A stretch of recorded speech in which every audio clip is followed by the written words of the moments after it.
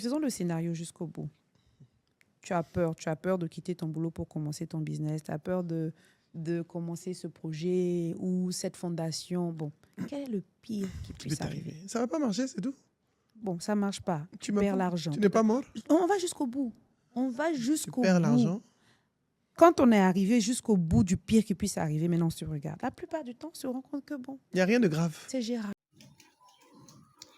Vous savez pourquoi je commence cette vidéo par ce petit extrait? C'est justement parce que pour la plupart d'entre nous, lorsqu'on veut se lancer dans un nouveau projet ou une nouvelle expérience, ou vivre une nouvelle expérience, en fait, on a l'habitude de se poser ces questions. Est-ce que je vais vraiment y arriver? Est-ce que je ne vais pas m'arrêter en milieu de chemin comme j'ai l'habitude de faire avec d'autres projets? Est-ce que en commençant, quand je vais commencer, je ne vais pas m'arrêter de fatigue?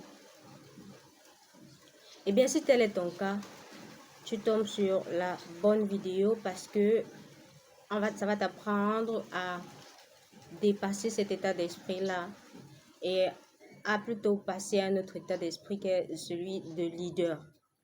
Alors, si tu as cliqué sur cette vidéo, c'est que comme moi, tu es convaincu que la seule clé pour parvenir à la réussite, qu'elle soit personnelle, financière ou autre, c'est le leadership. Alors, si tel est ton cas, je te souhaite le ou la bienvenue sur cette chaîne parce qu'ici, nous traitons des thématiques axées autour du leadership parce que nous sommes convaincus que c'est le seul chemin qui va nous mener à la réalisation de notre objectif ultime, qui est bien et bien d'être compté parmi les 3% de la population qu'on considère tous comme riches. Avant de commencer par élaborer les différentes étapes pour parvenir à un état de leader, on va d'abord commencer par définir ce qu'on entend par leadership. C'est donc la capacité pour une personne à motiver, guider, influencer les autres ou un groupe de personnes à atteindre un objectif commun. Donc, un leader n'est donc pas cette personne-là qui donne des ordres, mais plutôt cette personne qui inspire les autres à avancer avec lui. Comment donc faire pour être ce genre de personne? Il existe 6 étapes pour parvenir à un état de leader.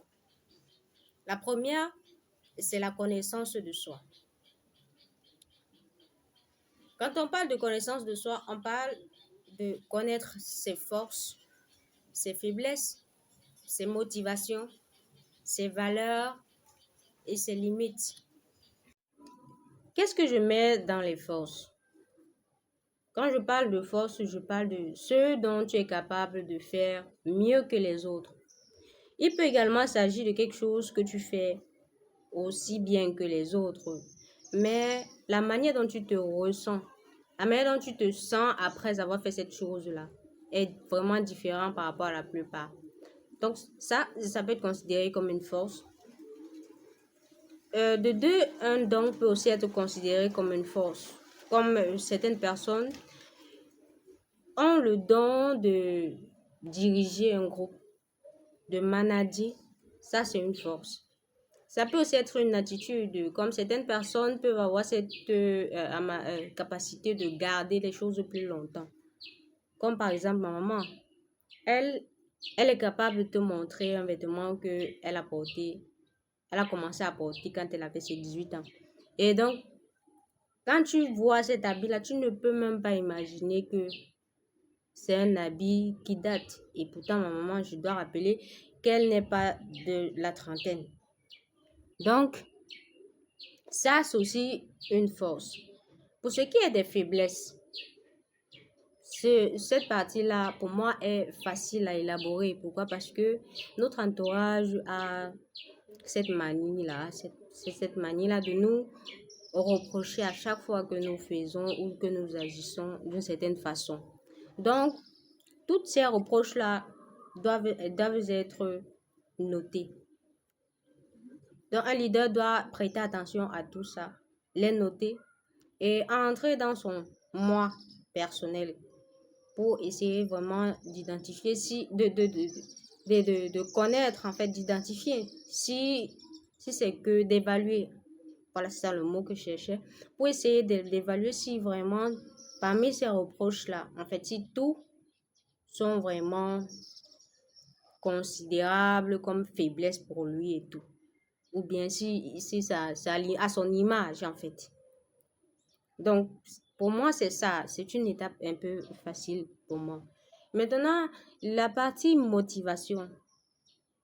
Il existe plusieurs façons ou bien plusieurs choses que nous faisons de coutume qui nous permettent de nous sentir mieux, de nous sentir motivés, de nous sentir plein d'énergie pour pouvoir attaquer un certain nombre de choses, un certain nombre de tâches, un certain nombre d'objectifs, de les atteindre.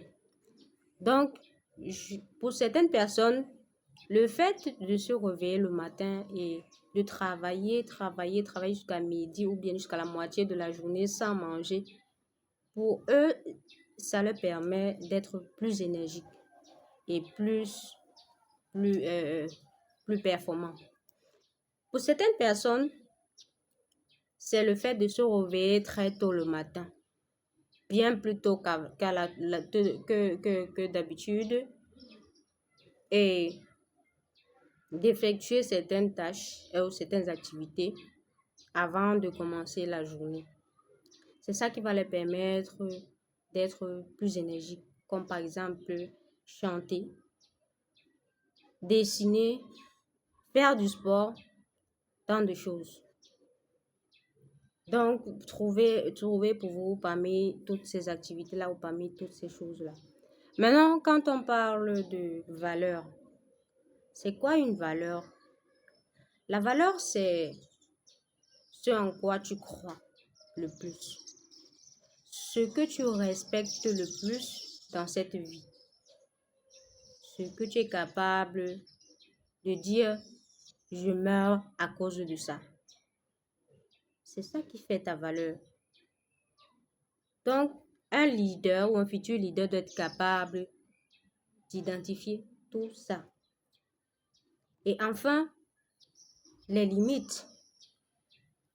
Un leader doit être capable de connaître jusqu'où il doit aller, jusqu'à quand il doit aller, ce qui doit l'arrêter ou pas. Deuxième étape, définir sa vision. Un véritable leader doit être capable de connaître où il va. En se posant cette question, quelle est la chose que si aujourd'hui je réalise, ça va me permettre de me sentir vivant? Donc, cette étape est très importante parce que c'est le fondement même du leader. C'est ce qui le permet, c'est ce qui guide ses choix, c'est ce qui guide ses actions. C'est ce qui, par conséquent, lui permet de construire un style de vie qui va lui permettre d'atteindre ses objectifs et d'atteindre aussi ses fins. Très souvent, notre vision a un lien avec nos forces. C'est pourquoi il est très important de respecter l'ordre des étapes parce que ce sera très évident pour nous par la suite de pouvoir définir c'est quoi notre vision de vie.